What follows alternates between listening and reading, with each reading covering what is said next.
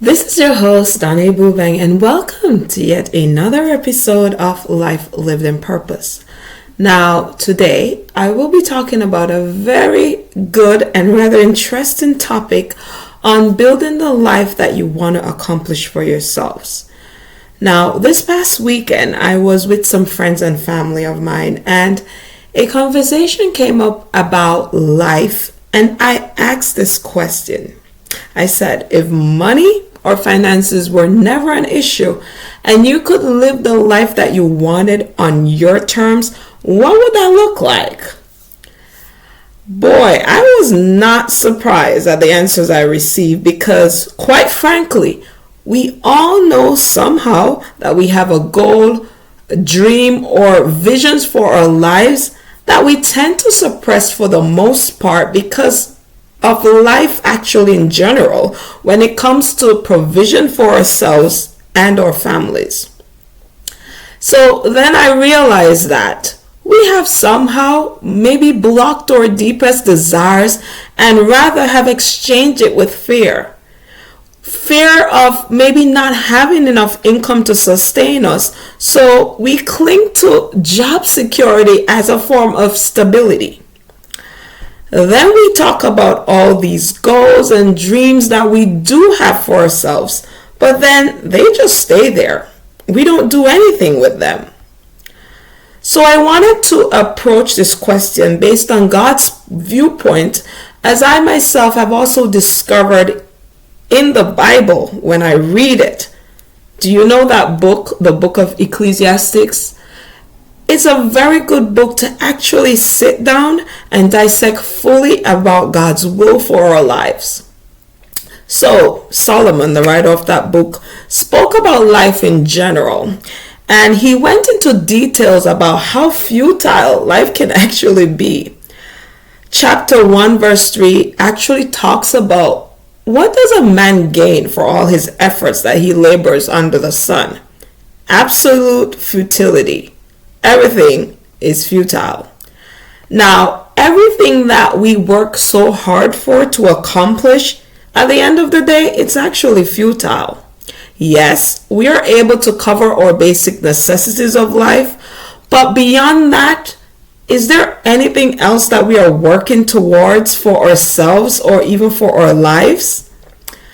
So if we're so caught up in just working to make a living and then that's it, the same cycle over and over again, then really, what's the point of having a life that is fulfilling to us anyway? Life then actually becomes mundane, and we will watch as the people who actually live against that norm, who are not work focused, they branch out into freedom on their own terms without work actually being their primary motivation for living.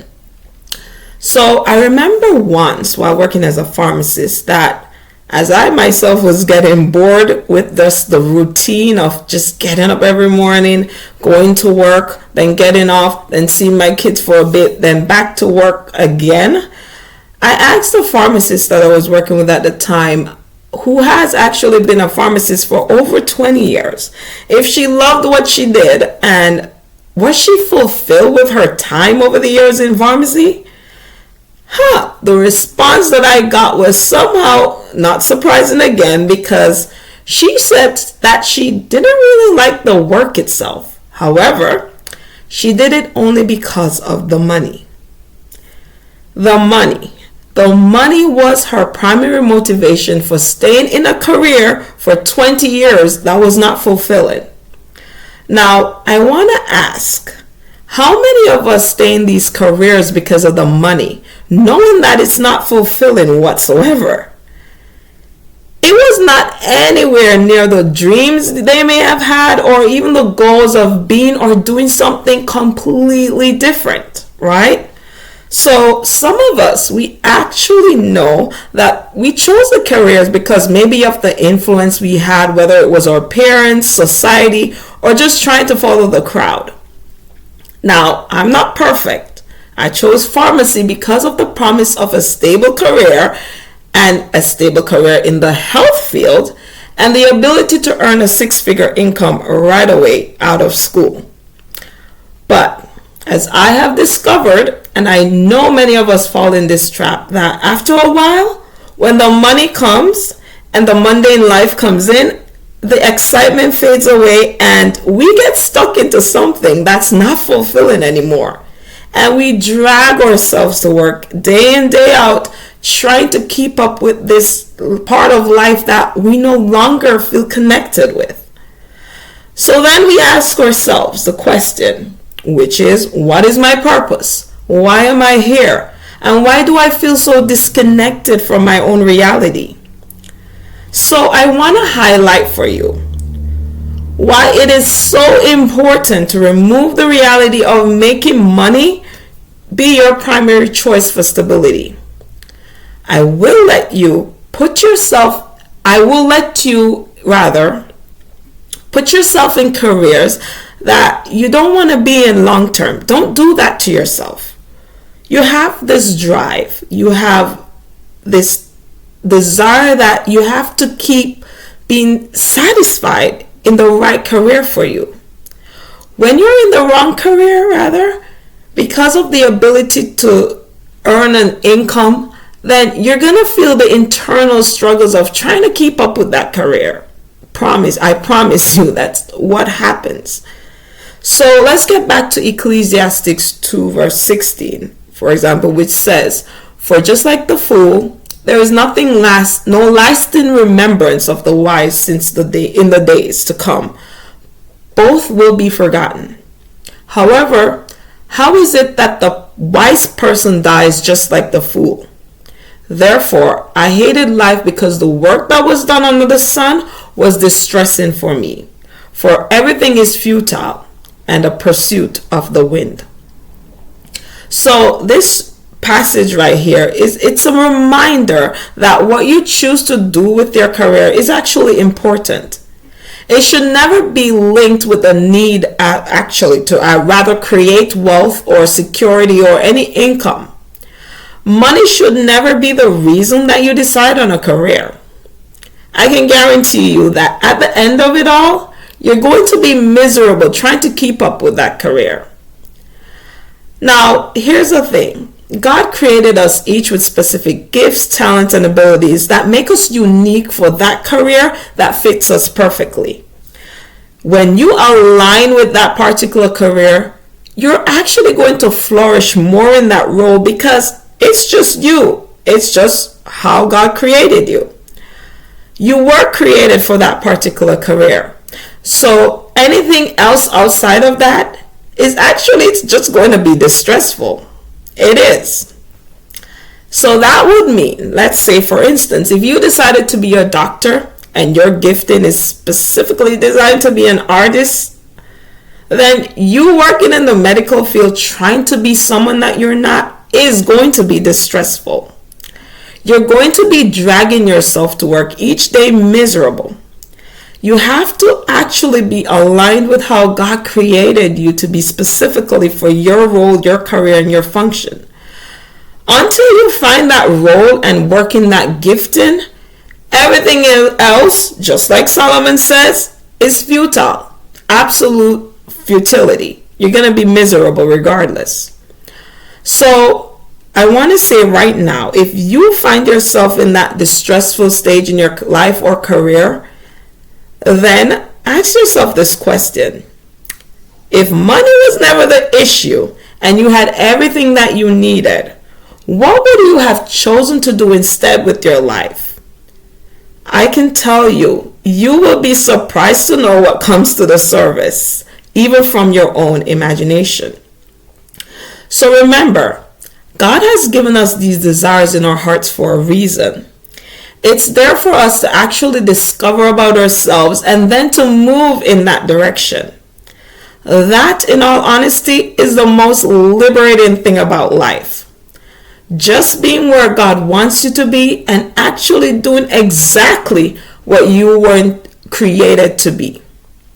So if you're currently in a career that you know for sure you're just doing it to get the paycheck and there is no fulfillment coming from that role, then you're in the wrong lane. You're not where you're supposed to be. It's time now to get back to the beginning with God and to actually ask Him, what did He put inside of you that needs to be pulled out? Then it's time to actually refocus your life, your goals, and your dreams and move in that direction instead. Don't ever worry about the finances. I keep saying this over and over. And if you haven't watched that episode on the journey of purpose and finances, please go and revisit that episode. But do not ever worry about finances because they're actually a part of the package deal anyway. Whatever you need is always going to be provided for you in whatever role or career that God has called you to. So start with who you are first, your gifts, talents, and abilities, and then choose a career that's centered on those goals and dreams. After you do that, you will never ever have to ask the question, why am I here? Or why don't I feel fulfilled? And you will always have instead peace about your life, your career, and the path that you now have in front of you to actually live. And if we may, I'm going to jump back to chapter 2 verse 4 in Ecclesiastes, and we will learn that there is nothing better for a person that God has said than to eat, drink, and enjoy His work. Here's the key: enjoy His work. That's when you're living in purpose. That's when you are where God has called you to be. You will enjoy what you're doing in that position. I have seen that even this is from God's hands.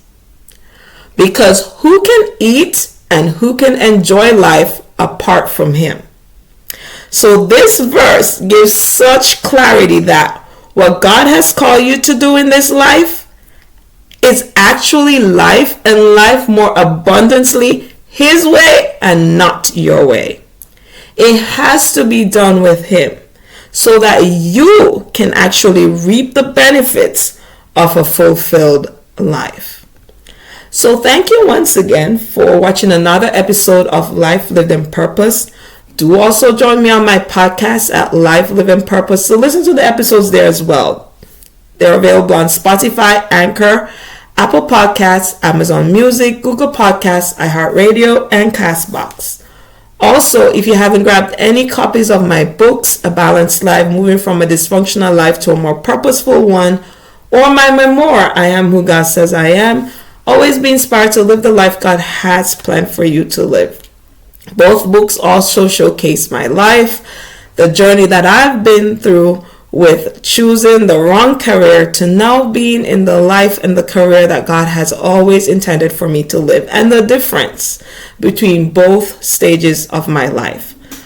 So thank you once again for the support for this channel. Please feel free to share it with others as well who you know may be going through that, wanting to switch careers or do something different with their life and to live the life that God has planned for them as well. So please do share this channel with your friends and family for the encouragement that they may need as well on that journey. So until next time, I do thank you once again for watching. Bye.